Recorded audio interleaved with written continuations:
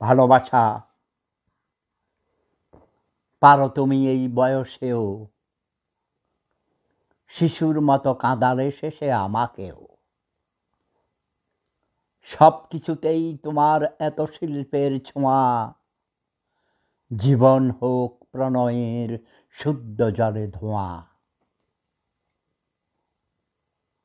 একসাথে পথ যদি হাঁটতেই হয়, মনে তবে রেখো না কোনো সংশয়। তোমাকে আমি বোঝাতে পারিনি আজও, কতটা ছন্দে তুমি বুকের ভেতর বাজো। অস্থির পাখিটায় আমার চড়ুই স্বভাব, না থাকলে বুঝি আমি কিসের অভাব। কি যে সুন্দর চোখ দুটি তার, দেখলেই স্বাদ হয় ভালোবাসিবার। আমার স্পর্শে তুমি ভিজে উঠো জলে, মৃত্তিকা যেমন ভেজে পাহাড়ের ঢলে। শুকনো বুকে শ্রাবণ হয়ে জাগিয়েছ এক নদী, নদীর জলে আনন্দ ধারা বইছে নিরবধি।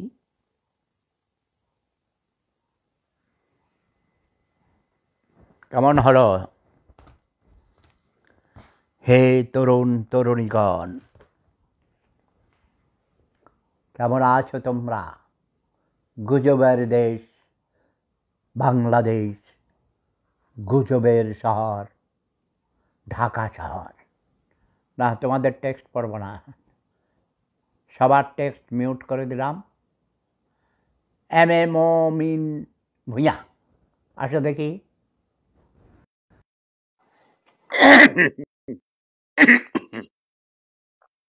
এই আমার নানা রাও ভূঁইয়া, আমার বড় বউয়ের নানা রাও ভূঁইয়া, বুঝেছ? ভূঁইয়া মানে তো বুঝতেই পারো, বাংলার 12 ভূঁইয়াদের বড় ভূঁইয়া,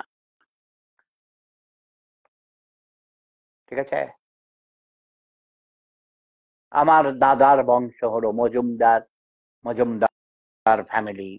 আমি লিখি না এসব, ভূঁইয়া মজুমদার চৌধুরী পাটোয়ারি।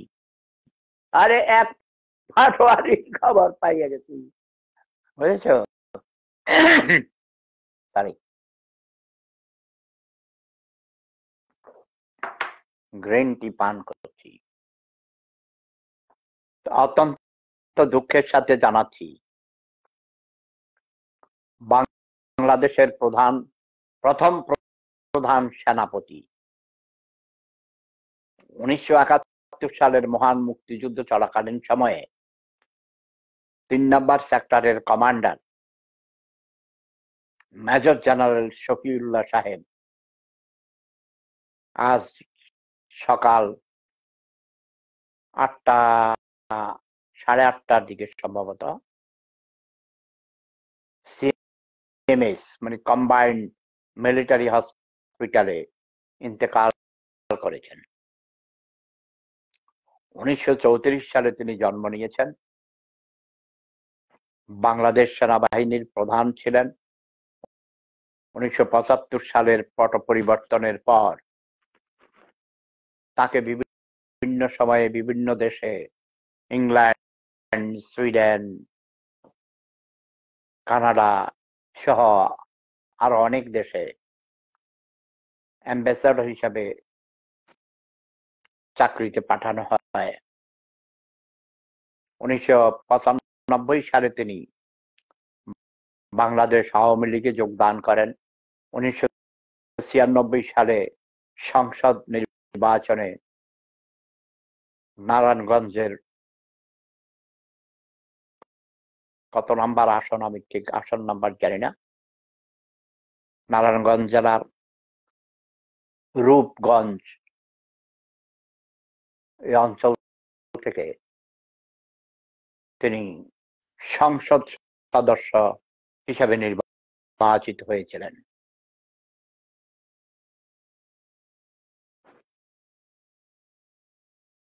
তার এই বর্ণাঢ্য জীবনে এ দেশের জন্য মহান মুক্তিযুদ্ধে তার অবদানের কথা স্বীকার করা যাবে না। যদিও 1975 সালে জাতির জনক বঙ্গবন্ধু শেখ মুজিবুর রহমানের অকাল প্রয়াণের সময় তাকে নির্মমভাবে সপরিবারে কতিপয় উচ্ছৃঙ্খল, চাকরিচ্যুত, বেকার, অবসরপ্রাপ্ত সেনাবাহিনীর বিপদগামী লোকেরা সপরিবারে রাতের অন্ধকারে 15ই আগস্ট নির্মমভাবে হত্যা করেছিল। সে সময় জেনারেল শফিউল্লাহ সাহেব সেনাপ্রধান থাকা সত্ত্বেও অসহায় ছিলেন। তাকে গৃহবন্দী করে রাখা হয়েছিল। তার টেলিফোন লাইন থেকে শুরু করে সব বিচ্ছিন্ন করে দেওয়া হয়েছিল। খুনি ডালিম, খুনি জিয়া, এই চক্র বঙ্গবন্ধুকে হত্যা করেছেন। পরবর্তী সময়ে জেনারেল শফিউল্লাহকে অযোগ্য প্রধান সেনাপতি হিসাবে তারা আখ্যায়িত করতে চেয়েছেন। কিন্তু যদি কাউকে হাত পাও বেঁধে পানিতে ছেড়ে দেয়া বলা হয় তুমি সাঁতার কাটো, তাহলে কি তিনি সাঁতার কাটতে পারবেন নাকি জলে ডুবে মারা যাবেন? জেনারেল শফিউল্লাহর প্রতি মিথ্যা অপবাদ, আমি যেহেতু ঘটনাগুলো জানতাম সেহেতু তার প্রতিবাদ করেছি। এই মহাবীরের বিধেয়ী আত্মার প্রতি শ্রদ্ধা নিবেদন করছি, তার বিধেয়ী আত্মার শান্তি কামনা করছি। মহান আল্লাহ রাব্বুল আলামিন পরম স্রষ্টা তাকে জান্নাতুল ফেরদাউস দান করুন, তার আত্মার শান্তি দান করুন এবং তার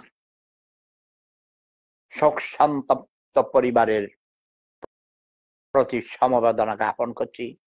মহান আল্লাহ রাব্বুল আলামিন, মহান স্রষ্টা যেন পরিবারের সকল সদস্যদের তাকে হারানোর ব্যথা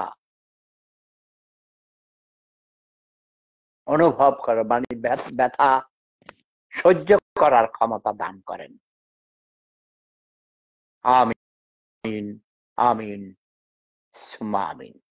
আর যারা মিথ্যা প্রচারক, ঘুম থেকেই উঠে দেখি গত কয়েকদিন থেকে শত শত মিথ্যা অপবাদ, মিথ্যা রটনা।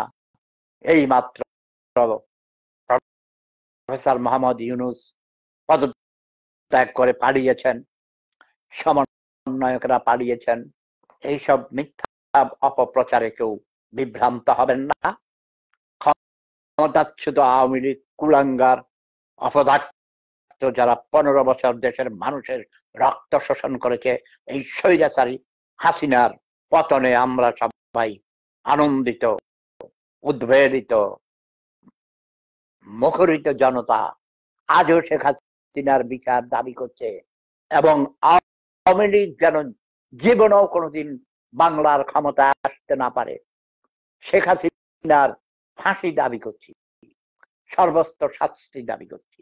তার দোসর যেসব মন্ত্রী এমপিরা অতর্বরা ছিল তাকে মিসগাইড করেছে, তার অপকর্মে সহযোগিতা করেছে যারা, জাতীয় পার্টিকেও তার দায় থেকে রেহাই দেয়া যাবে না। বাংলাদেশে কোনো পরিবারতন্ত্র চলবে না। আওয়ামী পরিবার, আওয়ামী লীগ মুজিব পরিবার, বিএনপি জিয়া পরিবার, জাতীয় পার্টি এরশাদ পরিবার, এই তিনটা পরিবারকে বাংলাদেশের রাজনীতি থেকে চির বিদায় দিতে হবে। বিদায় করে দিয়েছি আমরা। দয়া করে কেউ তাদেরকে আবার ক্ষমতায় আসার জন্য সহযোগিতা করবেন না, পায়ে তারা করবেন না। নতুন দল গঠন করা হচ্ছে, আপনারা ইতিমধ্যে শুনেছেন। জাতীয় নাগরিক কমিটি, এই নতুন প্রজন্মের মুক্তিযোদ্ধাদেরকে আমি স্বাগতম জানাচ্ছি এবং তাদের উৎসাহিত করছি। আমরা নতুন রক্ত, নতুন ব্লাড, নিউ জেনারেশনকে আমরা বাংলাদেশের নেতৃত্বে দেখতে চাই। আজ আমি এইটুকু বলেই আমার বক্তব্য শেষ করছি। আবার দেখা হবে রাজপথে, আবার দেখা হবে অনলাইনে, সোশ্যাল মিডিয়াতে। প্রেম ধর্ম সেরা ধর্ম। Love is power.